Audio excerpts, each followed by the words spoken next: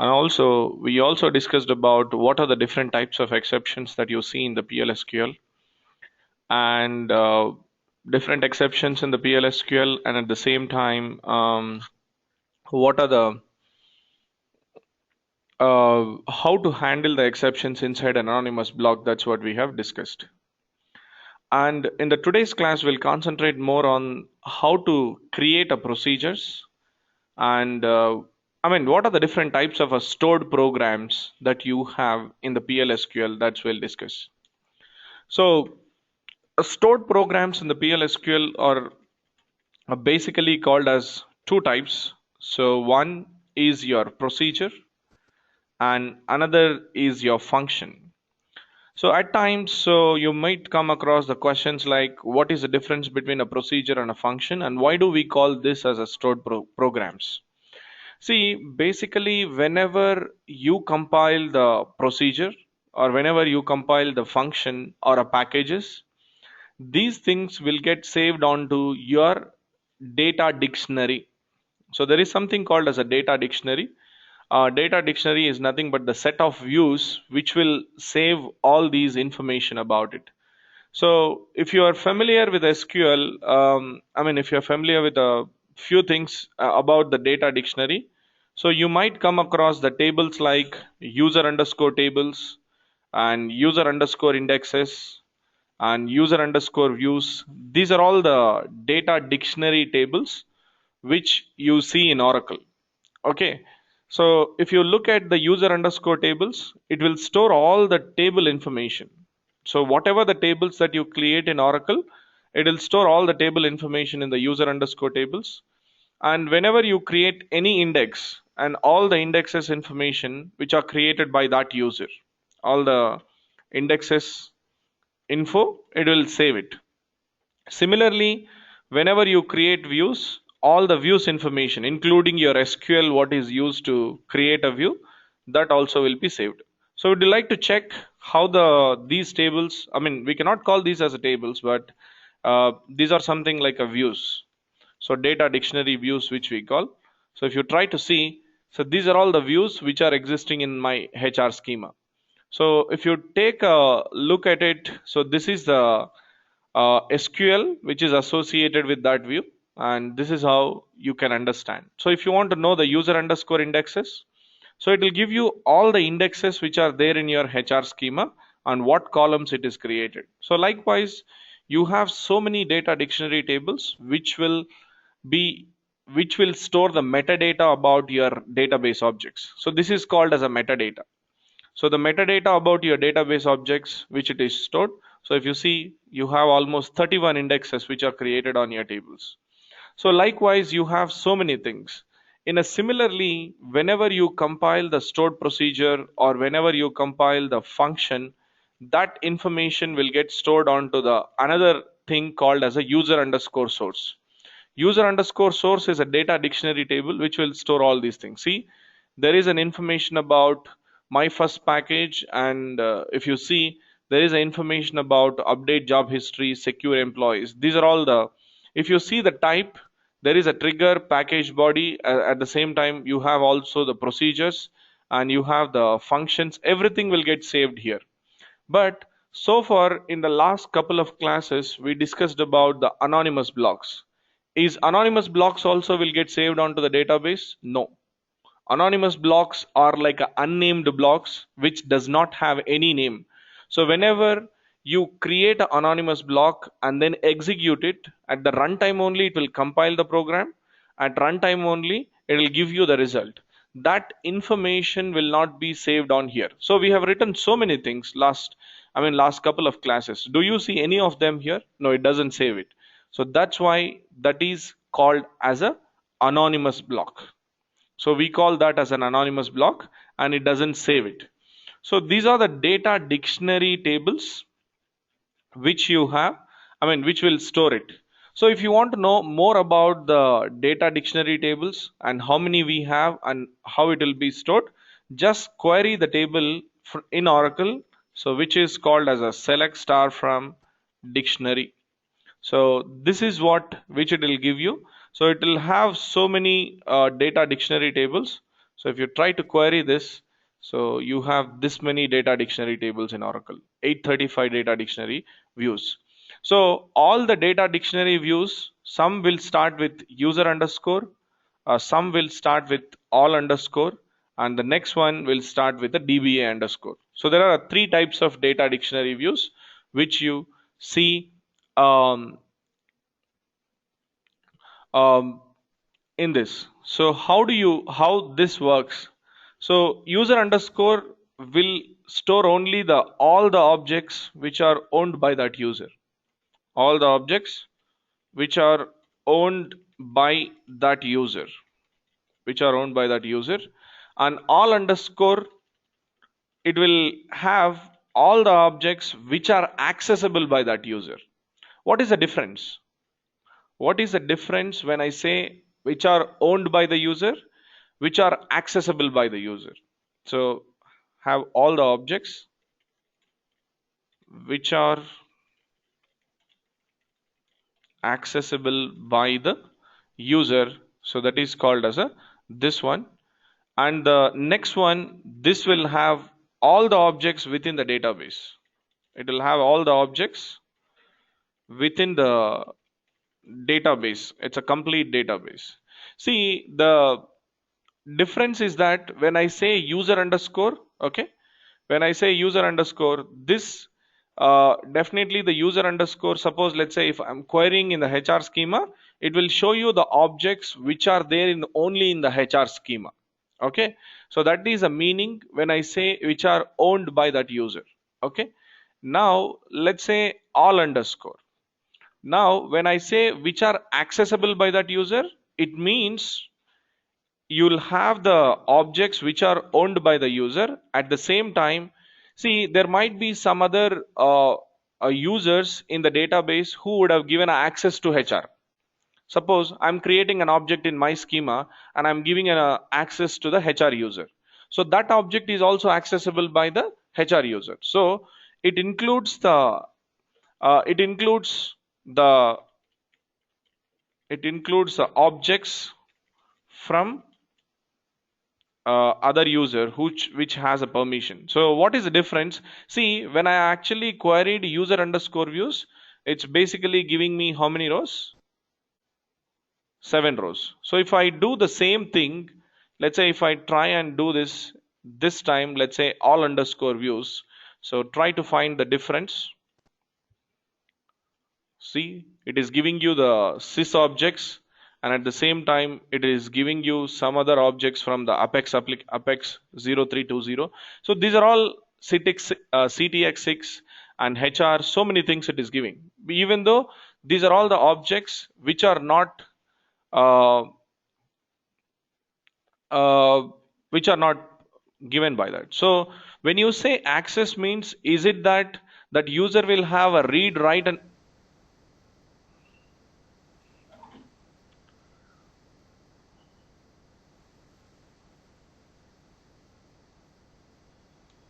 అది TP link ఏదో ఉంటుంది చూడు ఇది ఈ సిస్టమ్ కి కనెక్టర్ ఉంటుంది.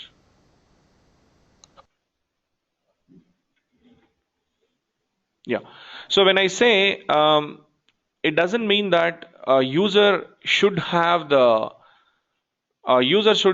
read, write, and execute permission. If he has a read permission, that is enough. So the user can access the objects directly. So you don't need to have the write and execute permission as well. So it depends upon object to object. So this which are accessible, and DBA means which are owned, I mean completely within the database. One database can contain let's say more than 100 users or 150 users, like that. So all the user information. So data dictionary is very important. The amount of I mean whatever the information that is saved in the data dictionary is called as a metadata, because it is storing the information about your tables, it is storing the information about your views, procedures, functions, packages, triggers, whatever the objects that you see on your left hand pane, everything will get saved. Everything will get saved in the uh, database. So if you logically speak, see, the SQL developer is just a tool, and this tool is actually interacting with my database.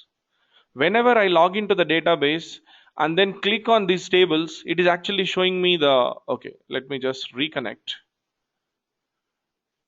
So whenever I go and click on this table information, it is basically showing me the list of tables which are available in this schema. How it is able to get it? It is in turn in the backend, it is querying from your data dictionary. Backend, whenever you go and click on these views, it has to show all the views to you what is available. So it will go and query your database and fetch the data and show it to you.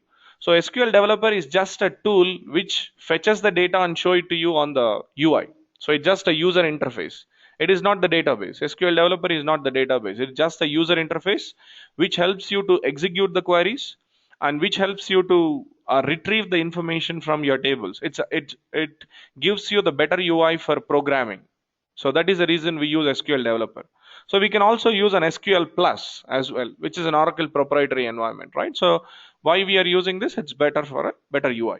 So why I talked about all these data dictionaries is just to make you to understand whenever you compile the procedure or a function, it gets saved onto your it gets saved onto your metadata.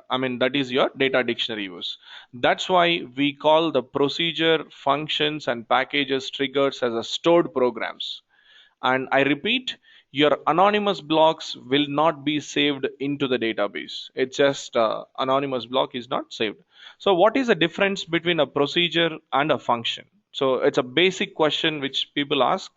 So procedure, whenever you define, it may or may return a output, may return the output. So it will take the input and all, may or may return the output.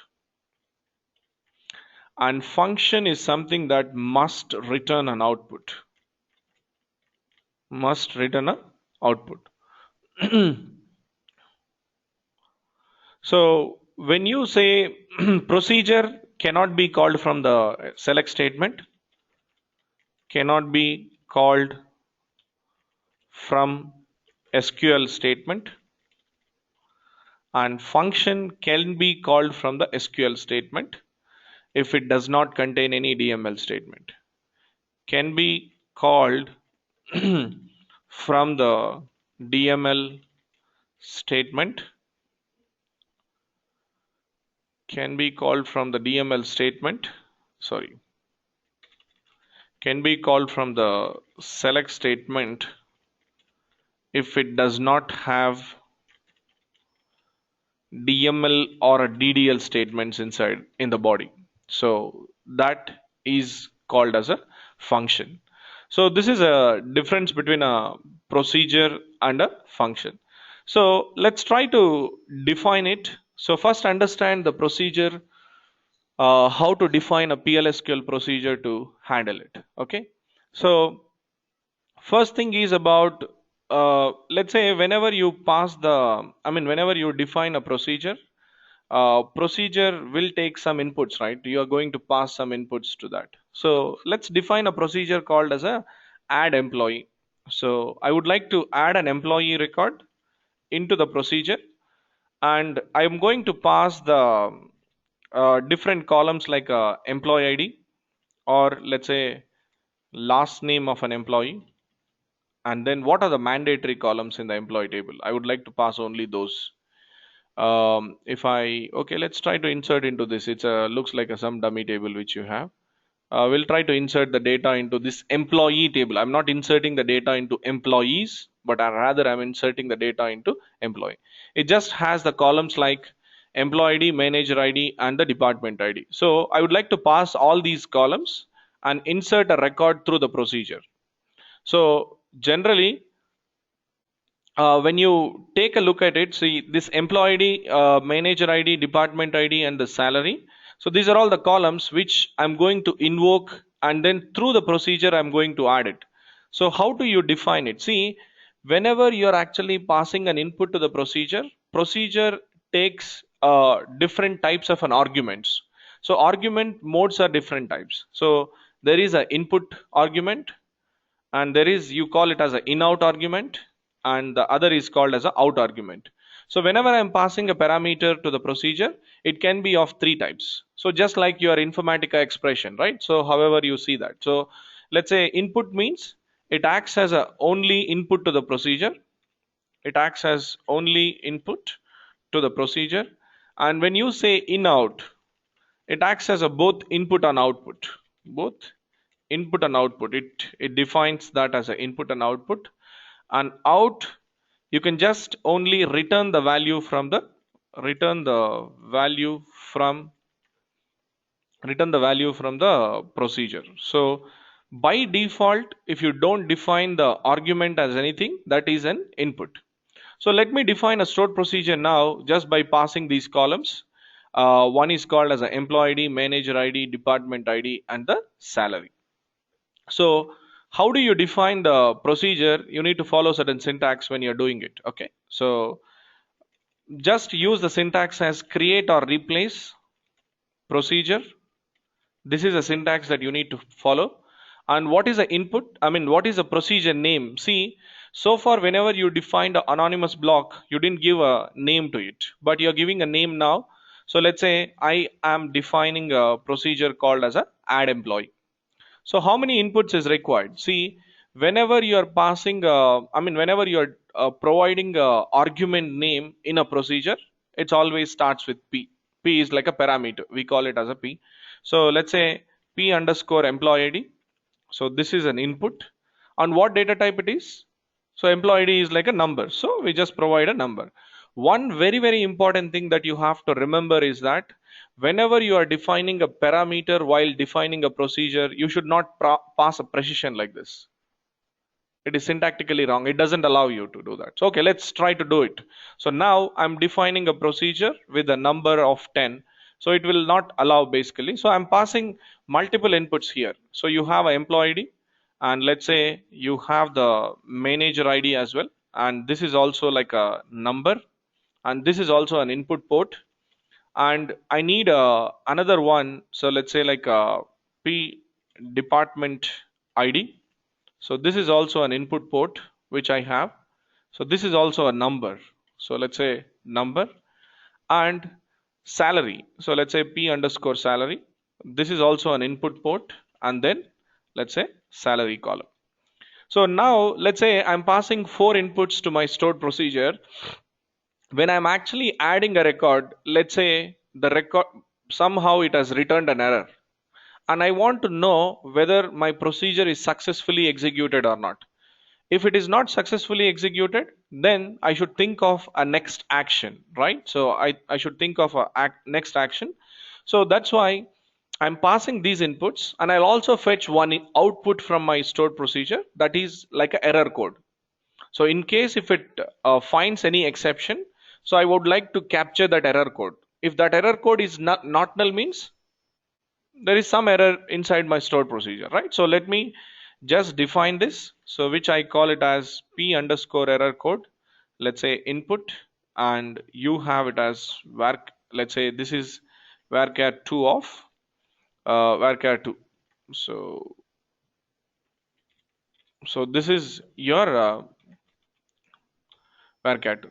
So now let's say these are the arguments. See, each argument should be separated by comma. So I'm passing some inputs to this, and then is.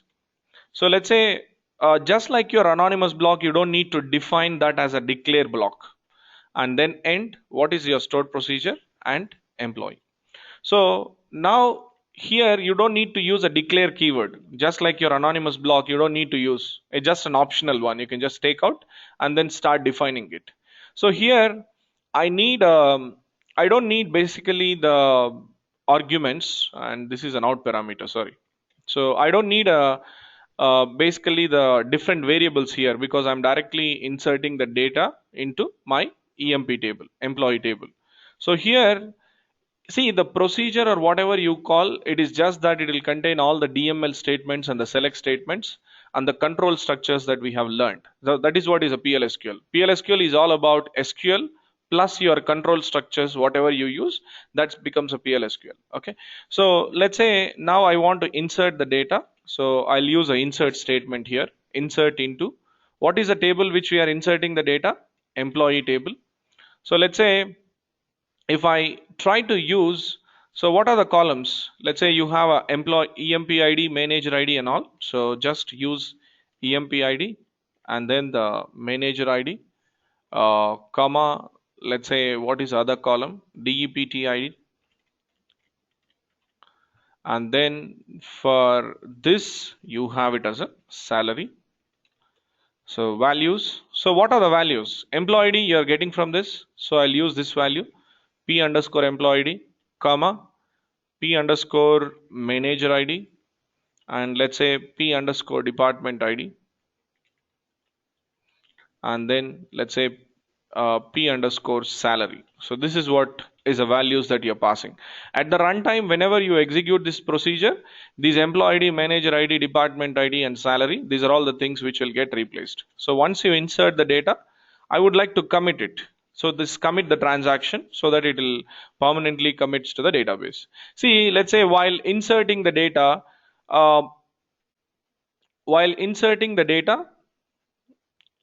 you have some exception. So I would like to handle that exception. So how do you handle the exception?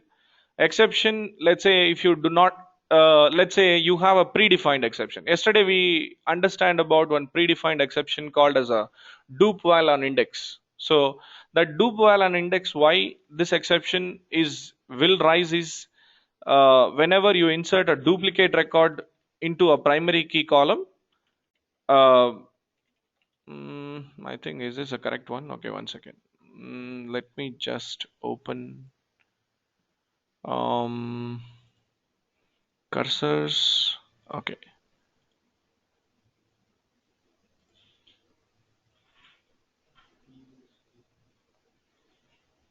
1 minute.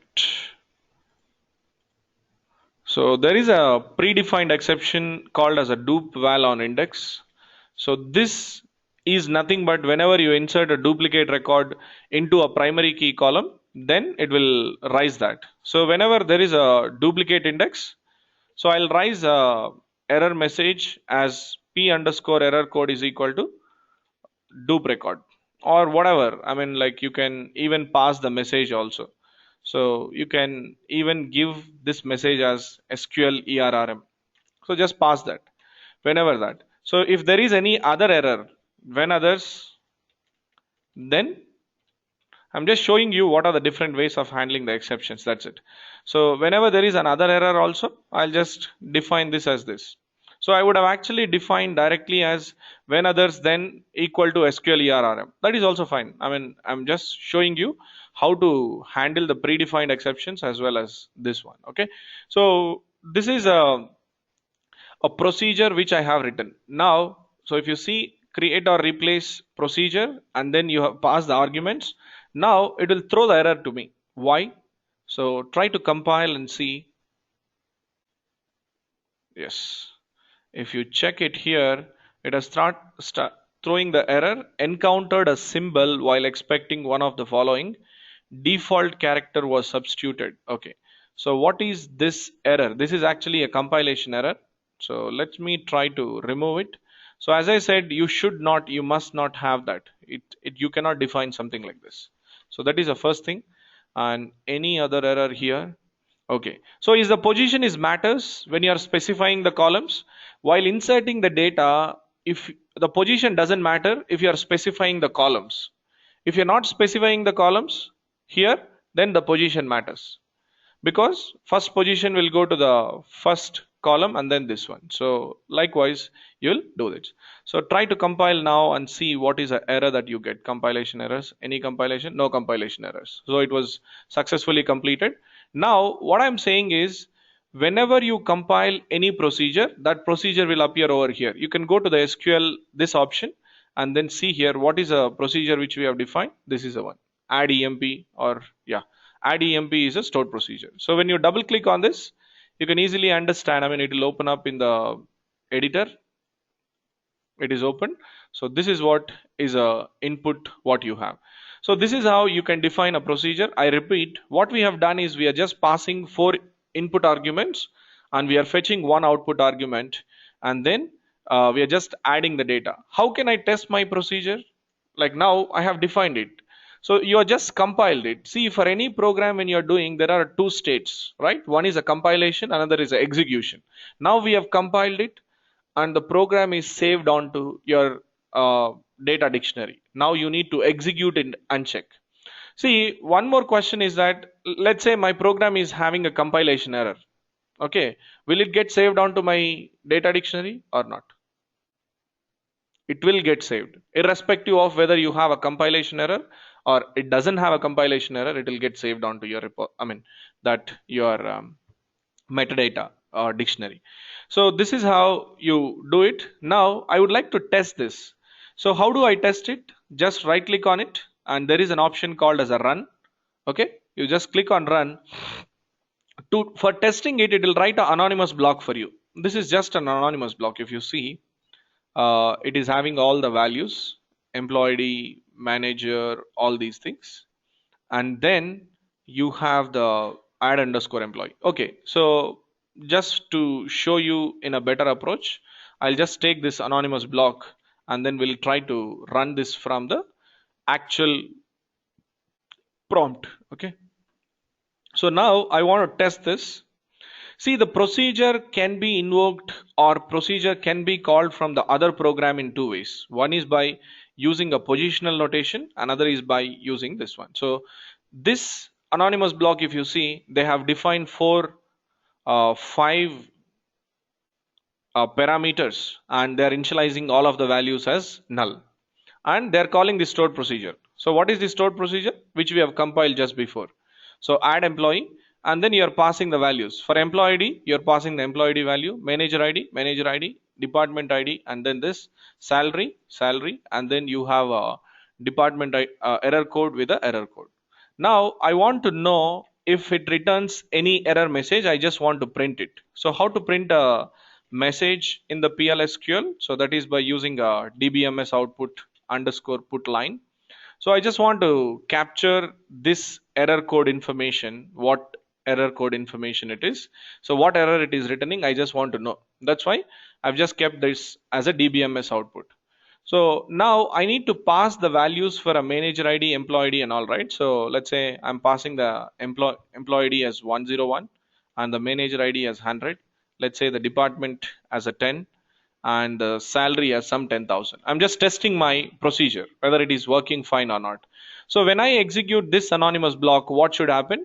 Which in turn it will call my procedure, and this data whatever I'm passing, it will get added to my table. Now look at this employee table. Do I have any data in this? I don't have any data. But when I execute this anonymous block, when it says that anonymous block successfully executed, it should add my this one. Okay, something is wrong. Okay, what is this? Error code and all. So this is a bind variable. Okay, I'm just uncommenting that bind variable for now. Okay, so let's try to execute. Now it says that anonymous block is executed, and has it printed any information? No. That means there is no error. So if there is an error, then your error code value will be printed, right? Or you can just even add a condition here. You can go and check here. So this record is being added. Or you can even write the condition something like this. So let's say if p underscore error code is null, that means there is no error. So I just want to print a message as there is no error.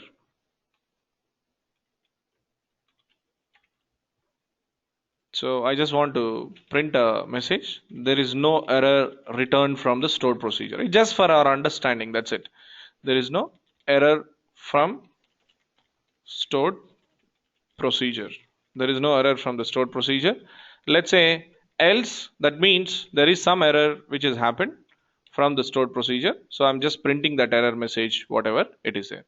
Now let's try to run it one more time. So anyway, in this, I think I don't have any constraints as such. So I can insert the same data multiple times. It doesn't matter.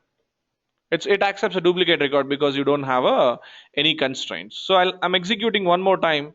Same data will get added. So try to see this, run this, and then, oops. Okay. Where is the error? Okay, let's try to, if we substituted p error code, one second, is null. Yeah, it's correct only. What is the problem? Okay, let's check it one more time.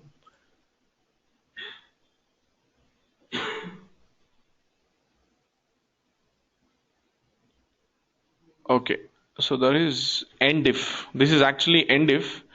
It is not end. The control structure, whatever you define, that is wrong. That's the reason I think it is throwing the error. So let's try to execute one more time. So now it is printing. There is no error from the stored procedure. So that's what it is. Suppose if there is a stored procedure error, see what kind of error we can define here. Let's say I'm passing my number to bigger one. Sorry. So I'm passing the employee ID number as something like this, which is more than 38 digits. Maximum your number can store only 38 digits. So if you go and check in the column, there is only 38 digits it can store. Now, when I compile this stored procedure, obviously this number cannot be inserted. I think it is more than 38 characters. Yeah. So now when I try to run this, it should throw an error that is like an overflow error, what it is there. So try to compile this. Oops. Let's try to check. I think it is accepting more than that.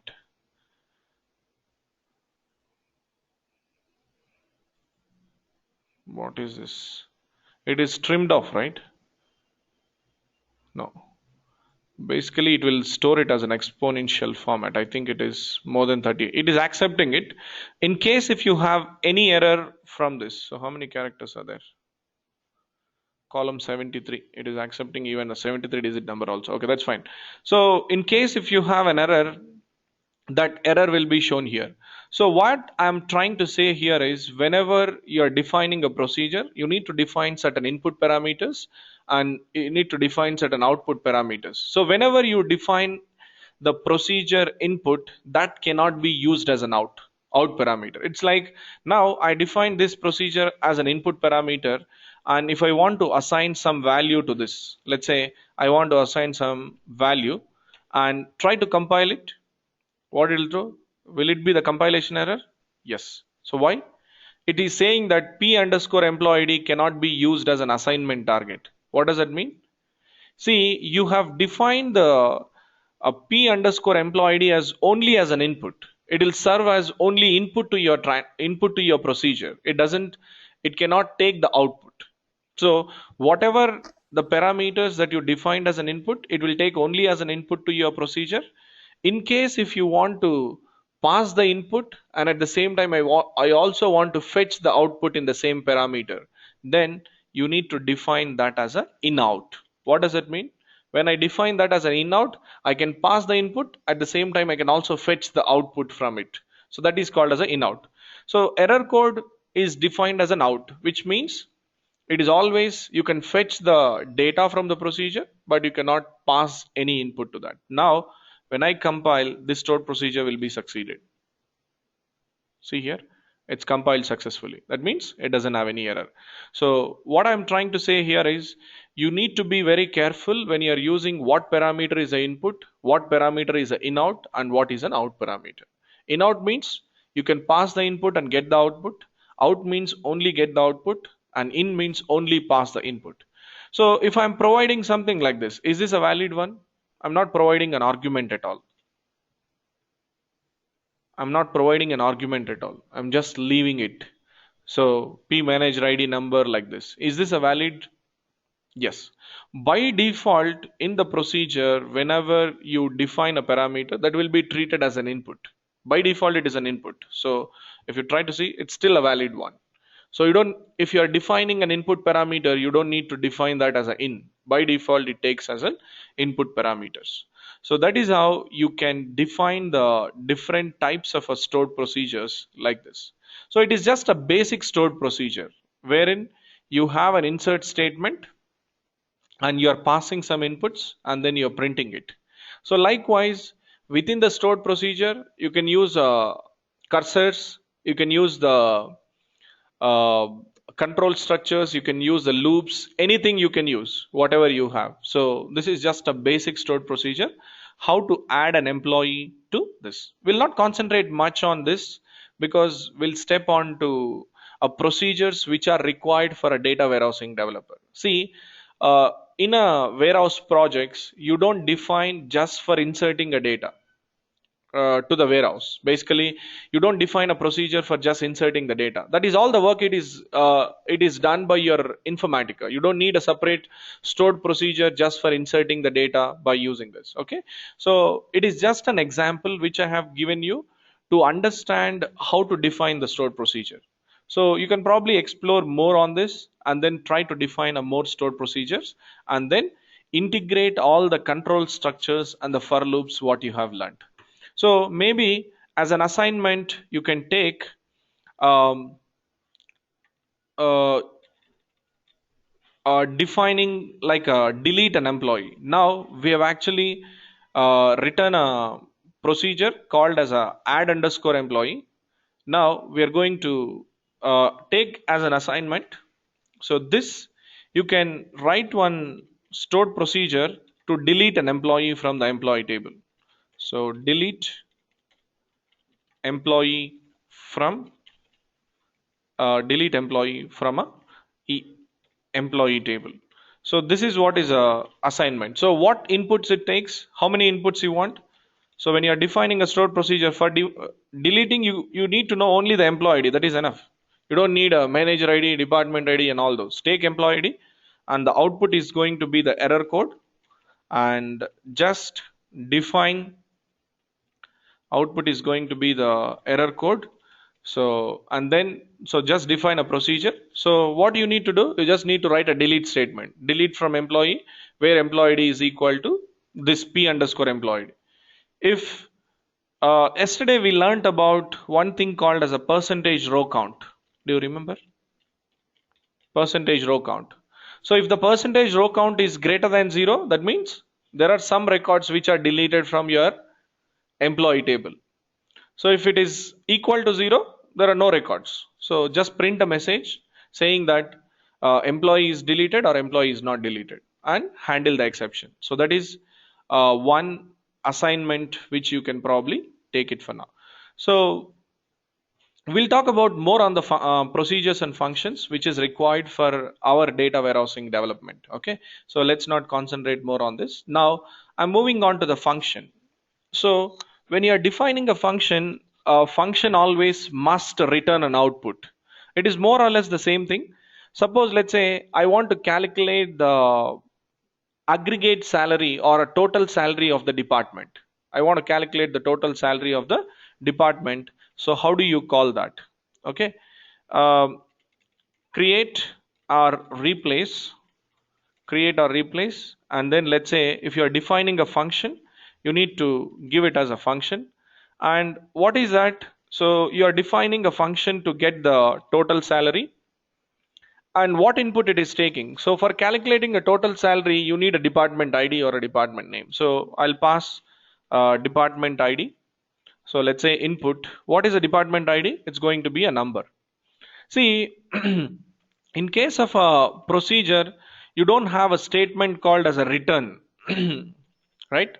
So what it does is return type is like a, it will return a value from your function. It will return the value from your function. Let's say return of uh, I'm actually returning the total salary. So return data type. You need to give the return data type. What is that? So is it a number or a varchar or that? So this return and then the data type. So this is a syntax. So whatever the inputs that you're passing, you can pass one by one separated by comma, just like a procedure. And does a procedure will also have an out argument? Can it have an out argument? Function. Can the function have a out argument? Yes, it can has. But so you can define it. It can have an input port, in output, in outputs, anything is possible. So the difference is that you must specify this return data type. So in case of a procedure, we don't specify this because it will not return the data.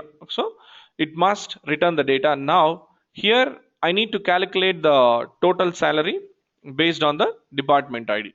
So I will use, let's say, begin and end. So here I'll write the condition as select. So I'm calculating the total salary. So I'll give it as a sum of the salary into what is a, you need one variable, right? So for calculating the total salary, so I'm defining that as a v underscore total salary, and this is going to be a number.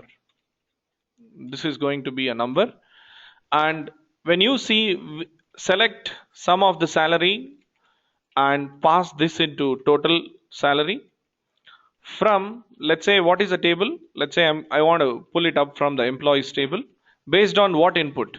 See, select into is like an implicit cursor that I already told you. So department ID is equal to p underscore department ID. So I'm just passing the department ID and then calculating the total salary of that. All right. So in case if it is returns no records, there is no chance here. But anyway, so just to show you the how the exception can be handled. So now whenever it returns the total salary, after fetching the total salary, I want to return it. See, it must contain a return statement. Without a return statement, you cannot return a function. You cannot write a function. Okay. So return v underscore total salary. So after executing this SQL statement, basically it will return the total salary back to your calling method. Whatever you're calling, it will return. So in case when no data found, suppose let's say there is a no data found exception. So then I just want to print a, I just want to return a message as a 0. It is a number data type, and when others, then return -1. So I just want to return -1 if there is a other exception. So if there is no data, I just want to return that as a 0. If there is some exception, I want to return that as a -1. So if you take a look at it, what is the difference between a procedure and a function? So the thing is I have a return type here. I have only the return type and everything else is the same. So whatever you use. So when you compile this this function can be compiled. Now the function is compiled. So how do you invoke a function from an anonymous block? So if you go and check, you'll see all the functions, whatever is there. Try to refresh it. You have that get total salary. You can test it directly from here just by running it and pass the anonymous block, or you can even call that from the select statement. We'll try to see both of them. Now I need to test this procedure. Can you return only one item? Yes. See, this is number is like a scalar data type, right? And you can return only one value. So suppose if you are defining a return type as an object or a composite data type, or if you are defining a return type as a list, then you can return a group of values. If you are defining the return type as scalar data type, then you can return only one. If you are returning the object, so yesterday we have checked the percentage row type or a collection, so then you can return the multiple values. But in this case, it will return only one value. So that is either it will return a total salary. If there is an exception, it will return a 0, or if it will return a -1. So that's how it will work. So let me try to call this stored procedure. See, one thing that you have to remember, but when you are defining the function, is that you need to always initialize the variable. So suppose let's say you want to capture the total salary. Let's say v underscore salary, it is going to be a number, and begin, let's say end, begin, and then you have a end which it is there. Now I want to call my function. So what is my function? See, function is returning one value, right? So you must catch that value into some variable, otherwise you will not be able to get that value, right? So if you see, when you're calling the procedure, you're not initializing any value to this because it is not returning any value to you. But when you're calling a function, you must catch that value into one variable. So if you write v underscore salary here, v underscore salary equal to, so this is your function, okay? So get total salary and then pass the department ID as 90. So if I pass 90, what does it will give? It will give me the total salary. So let me just print that dbms output dot put underscore line. Let's say whatever the salary that it is returning, it is, let me print that. So try to compile this. So now it is returning me the total salary as 58,000. What does that mean? So my department number 90 has a salary of that one. So let's say let me pass 50. So try to do this. So it is printing as 156K.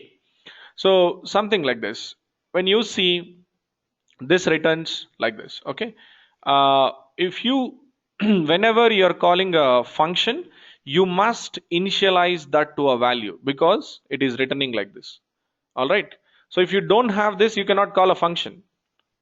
Function cannot be invoked, something like this. So this is how you can invoke the function from an anonymous block. Can I call the function from a select statement? Yes. So now my requirement is I just want to display the department ID, department name, and the total salary of a department. So how would I do that? So let's say select, let's say department ID, and if you'd like to capture the department name, department underscore name, let's say I want to call that procedure from here, function from here, and what input it is taking? It is taking only department ID as an input, right? So just pass it from employees, it's part of a department table. So I'll just call it as a departments, I think. Okay, let me just check the table name. It is basically the departments. So when I run this, so this will print me. So 10 administration and then 4,400 for 20 marketing. What is the total salary? I can even alias this as a total salary. So basically I'm just calculating the salary from this. All right.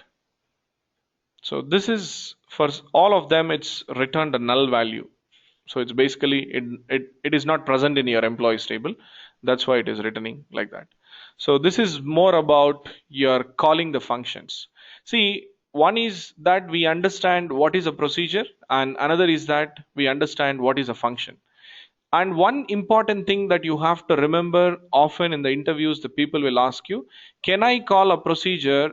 Can I call a function if it contains any DML statement? Suppose, let's say, uh, I am actually writing this DML statement here in the function. It's just a dummy thing, even though, sorry, I'm writing one DML statement here, and instead of p employee ID, I'm using it as 101, let's say 101, department ID as 10, and then the p underscore salary as a some 5,600. See, I'm modifying my function and I'm compiling my function. Okay, now,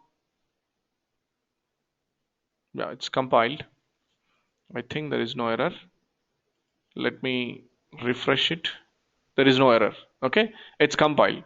Can I call now? See, remember here I have added an insert statement to the function. Now, can I call that from the your select statement? Can I call it? So if I run it, oops, it is throwing the exception. Why? I should not call it, but one second. I don't know. This is something different. Why it is? There is an error. One second. It should not allow, basically. I'm not very sure why it is accepting it. Maybe the enhancements in the pl-sql in the latest versions. Whenever you have any function which has the insert statement in it, it should not be called. I think I'll cross check this. Definitely it is returning some exception, but it should not give the exception like this. Basically, it should throw the it should throw the error while executing a select statement itself. It should throw the error. Okay, let's try to check this now. how it is working. Anonymous block is completed, and if I go and check it, is it adding the data? Yes, it's adding. Just adding it. Okay, it's interesting, and I'm not really very sure what it is happening. Okay, I'll cross check this. I was actually under the impression that it cannot be called, and while executing a function, I mean, while executing a select statement itself, it will throw the error. Basically, if you are making any changes to this, uh, but it is throwing some exception. It is returning the V salary. Let's try to. Okay, let's print DBMS output. I'll cross check this and confirm you tomorrow. It should not be called. I mean, your function should throw the error if it is having any insert statement to that, but it is not throwing the error. Rather, SQL ERRM must be declared. Yes.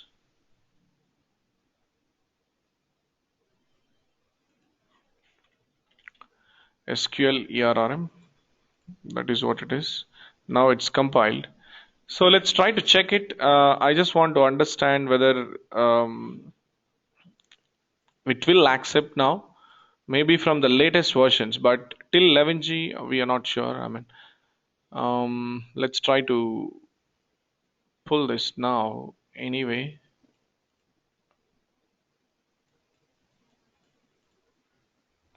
just printing. It is not returning any error. Okay, that's fine. So I'll cross check this. I was under the impression that we cannot call a function if it contains the insert statement or any DDL statement in a pl-sql, but we are able to call it and it is returning you the data as -1. That's interesting. So even though it is rising an exception, it is returning the value. So that's fine. So let's I'll understand. I mean, I'll cross check this and tomorrow we'll discuss one more time. So that's it I have for today. And tomorrow we'll concentrate more on what is a dynamic SQL and how are you going to handle the dynamic SQL in pl-sql, and how to drop the indexes and how to recreate the indexes on the columns, and how to truncate the partitions. It's basically we'll concentrate more on how to define or how to use a dynamic SQL. So what is a dynamic SQL and what is it, we'll understand. Okay, so there are a couple of questions here. We don't compile our SQLs, we just validate it. Then why we have to compile our procedures? So it's a default behavior. You need to compile first the stored procedure and then do it. And our positions are important. I think I answered that. Can you return only one item? I think I also answered that. Okay. So that's pretty much I have for today. And basically, tomorrow we'll concentrate more on the dynamic SQL part, how you call it, and I'll also talk about the packages. So what is the advantages of the packages and what is the advantage of the uh, keeping the multiple objects inside this, and we'll talk about the global variables and the private variables and all that also we'll discuss. So that's it I have. So any questions before we wind up for the day?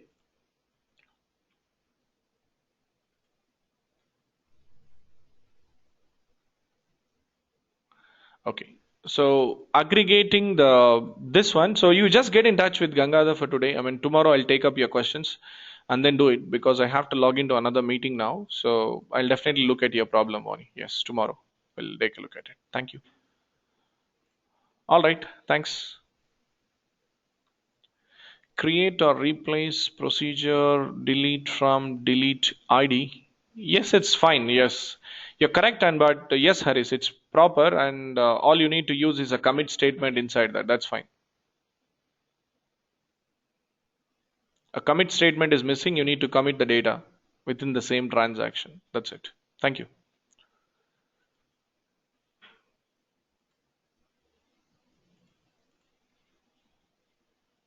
All right. Thanks. Bye.